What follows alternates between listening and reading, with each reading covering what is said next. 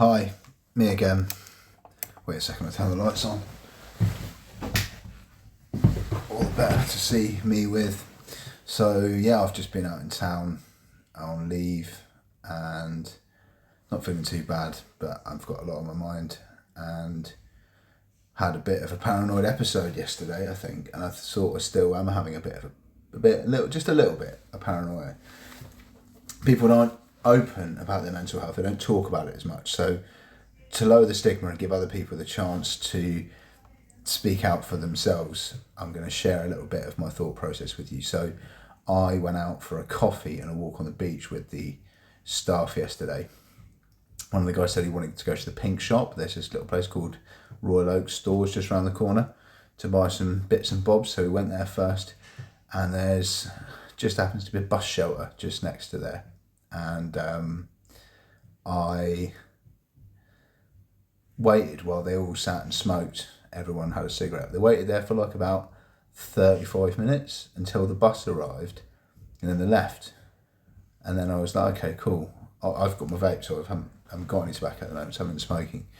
And then they went to the coffee shop, but they said they were going to buy us all a coffee, but they said they'd forgotten to bring the card. Sorry, just had to stop the recording for a second there. Somebody came to do my obs on my bedroom door. They knock on the door and they can't be in these videos or audible or visible. Anyway, we got to the coffee shop and they were like, oh, do you know what? We don't have the company card, so we can't get you any coffees. I was just like, okay, so everyone just smoked loads of cigarettes there. And just went to another shelter on the grounds and the long path, this circular thing, and they smoked more cigarettes. And I just waited, and then we got up to the little bench on the way up the hill to the lodge from main site, and they had a few cigarettes, and then I went back inside, and I kind of thought that they were gonna sort of make it look like I'd got the bus and I'd gone AWOL by logging somebody into my Google account on the bus, and then didn't get me a coffee because they didn't want me to have a takeout coffee cup from the coffee shop on the seafront to say that I'd been for a coffee. And we didn't go for a walk on the beach either because my shoes would have been covered in sand. And this started to kind of create a picture for me. And I got back afterwards and was just sort of like really worried. And you know, it wasn't that bad.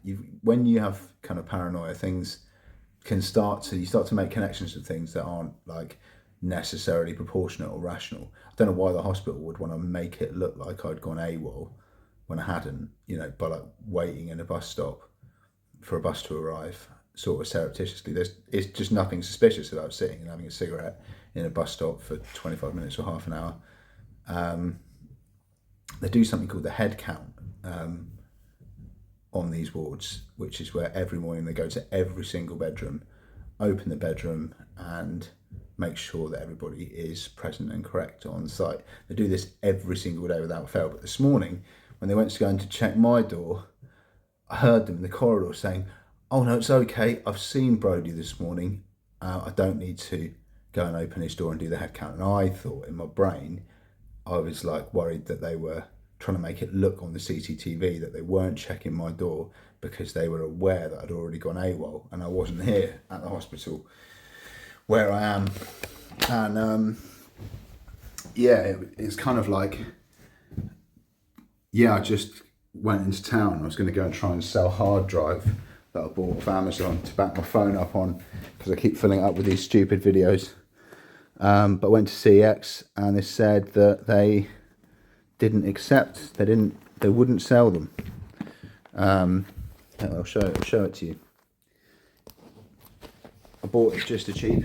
Oh bollocks, I dropped my phone. Just a cheapie hard drive, but CEX wouldn't buy it. I was going to go and get myself some coffee or some sort of leisure activity in town. But then as soon as I got in the cab on the way home, my phone rang and it was my brother. And he was phoning just to say hello, but I kind of thought because of my illness that he was phoning to make sure that I didn't take a video of myself returning to the ward in a taxi the day after. So he's sort of phoning to distract me. And then he put me on hold because somebody phoned him. And while he was on hold, I got a story post notification from my sister. And I haven't watched it yet. Should we watch it?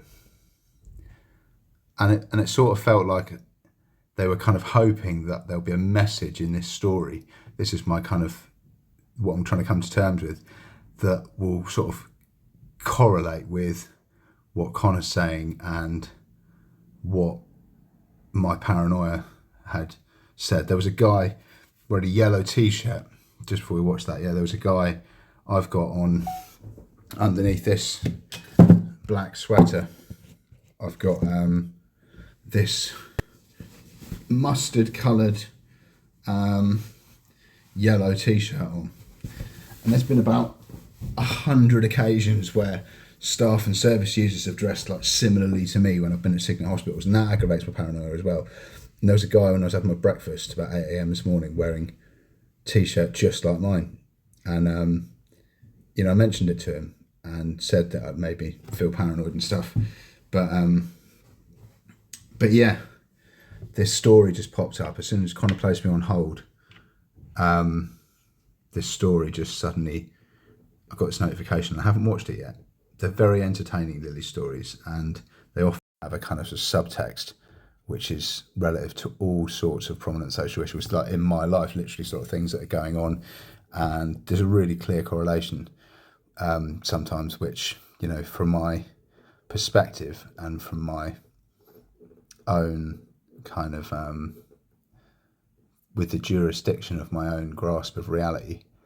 And I think everybody, you shouldn't be ashamed to speak out about your mental health if you've got mental health problems and things. Looks like, there's people trying to troll you into saying the dinner was a little bit late yesterday. One of the people came out and said, "Oh, dinner's running late, isn't it?" And I thought they were trying to get me to say something was running late because the bus was running late, and I'd allegedly falsely got on this bus yesterday and I wasn't at the hospital anymore, and it was little things like that. But anyway, let's watch this story. It's a dreadful video. I look like shit. You can probably see I've got big bags under my eyes. I haven't been sleeping. I've been waking up in the middle of the night 2-3 times a night for the last 7 months, which is why it looks like my face is kind of sort of drooping from my skull. I don't look very with it. But I'm going to watch this story and then go and have some lunch. Let's have a look what they're saying on the story.